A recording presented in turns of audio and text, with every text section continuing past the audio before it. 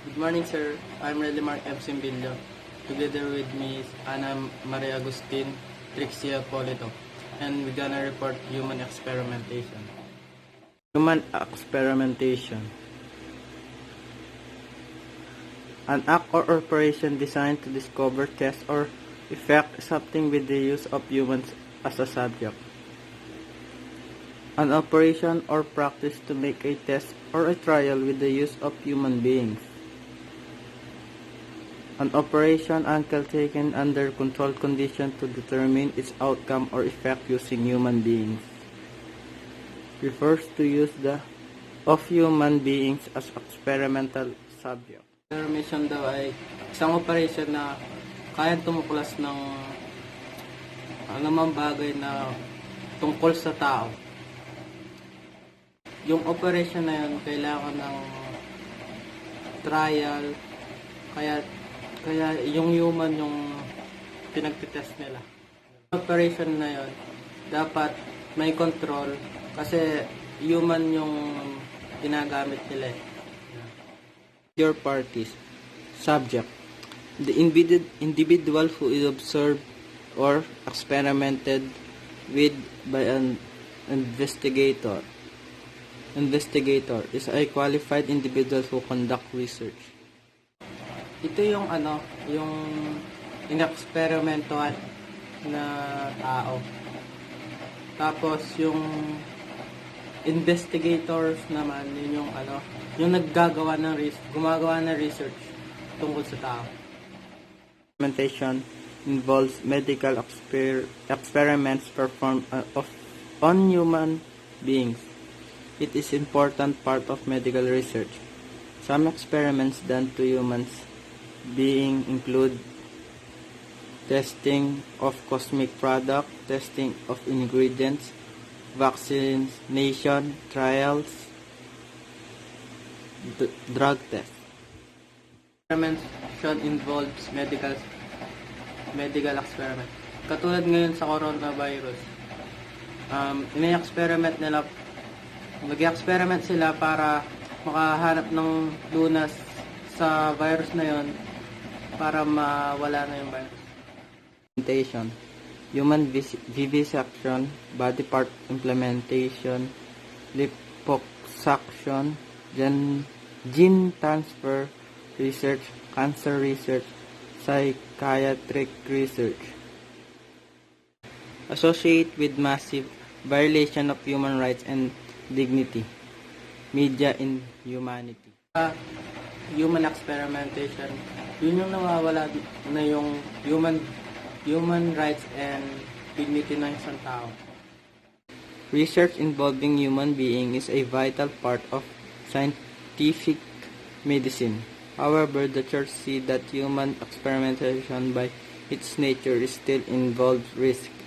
Therefore, it requires great responsibility of the physician that strict precaution in order to forestall any abuse. Naman, ang human experimentation ay hindi makatao kasi gagamit ito ng tao at pag-experimentuhan, maaari itong mamatay sa experiment na yon, kaya hindi makatao. And that's my end of my report. Hello, good morning. So, I will continue the report of Renly Simbilio, which is human experimentation. Human experimentation have four major ethical issues, which is informed consent, beneficence, respect for anonymity and confidentiality, respect for privacy. Informed consent. So, dapat inform yung family niya o yung people na related sa kanya. Beneficence, do not harm. Respect for anonymity and confidentiality. So, dapat confidential, dapat hindi pinagkakalat na isa siya sa mga volunteer nyo as a human subject. Then, respect for privacy. So, next, these are the studies that are human subject research. First, studies that utilize tests. Second, studies that collect data. Third, studies using private information. Fourth, studies that use bodily materials. Fifth, studies that produce generalizable knowledge. Six, studies that use human beings. First, studies that utilize the subject or their specimens for new device, product, drugs, or materials. Second, studies that collect data. Truth intervention or interaction with individuals.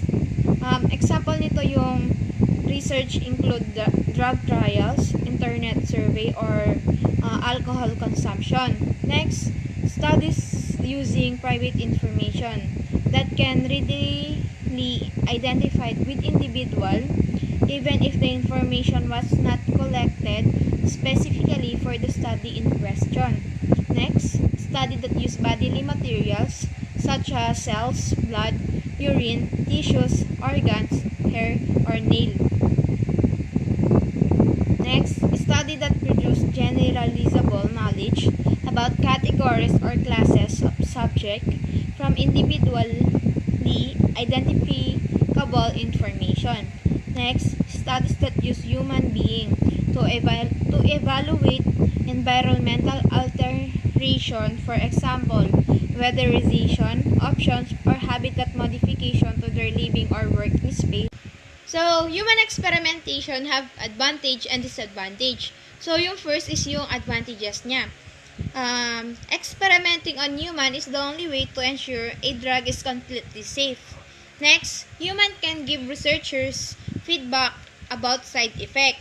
Next, research in humans allow new possibly life-saving drug to be developed. So, bakit ba sila nag-i-invent? Para maka-invent sila na pwedeng makatulong sa buhay natin. Next is disadvantages. Not regulated. Current regulation are not enough and costly.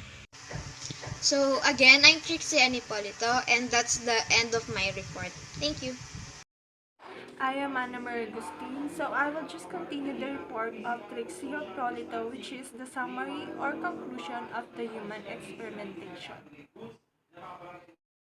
Humans have been used as experiment subject for a research in many years, and the most publicized experiments are those that are medical in nature, since medicine plays a crucial role in people's lives. Many diseases that were incurable are now curable due to this experiment. Based on this, human experiment is okay.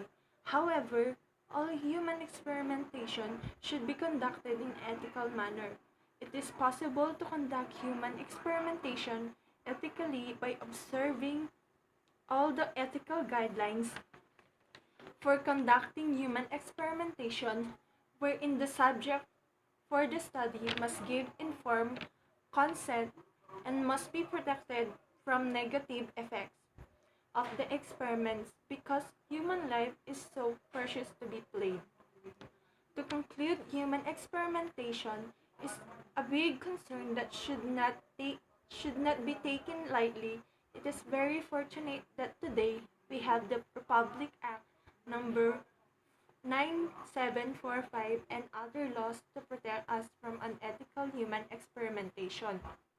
Unlike the people of the past, it is important to remind ourselves of this topic as it compromises human rights. No excuse or apology, no matter how lengthy, can fully repair the minds, bodies, and lives lost due to experiment. Let's never make the same mistake again, and always remember the people who went through the atrocities that occurred throughout our history. That's end of my report. Thank you.